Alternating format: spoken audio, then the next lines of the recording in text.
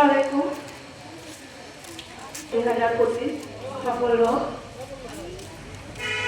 এ পর্যায়ে আমরা আসসালামু আলাইকুম। নারী দিবসে কিছু বলার জন্য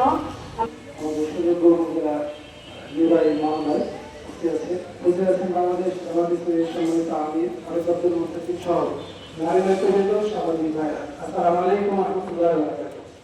আজকে আমাদের নারী দিবসের প্রতিপাদ্য বিষয় হচ্ছে নারী নির্যাতন বন্ধ হোক, সেটাই আমরা চাই। আগামী যাতে কোনো ধরনের সহিংসতা নারীদের উপর না হয়, নারীদের হচ্ছে নির্বিঘ্নে এই সমাজে চলতে পারে এই আশাবাদ ব্যক্ত করছি।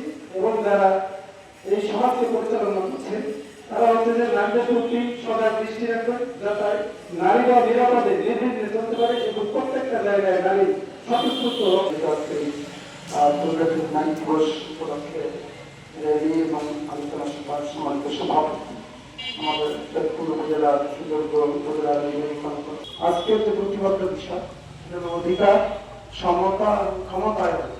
এই তিনটি বিষয়কে সামনে রেখে ফরিদপুরের প্রেক্ষাপটে আমরা আমাদের অধিকার 8 মার্চ আন্তর্জাতিক নারী দিবস 2025 উপজেলা প্রশাসন ও উপজেলা মহিলা বিষয়ক কর্মকর্তার কার্যালয়ের আয়োজনে আজকের এই র্যালি এবং র্যালিউত্তর আলোচনা সভা উপস্থিত আছেন আমাদের উপজেলা জামাতের সম্মানিত আমির আব্দুল মুস্তাকিব স্যার।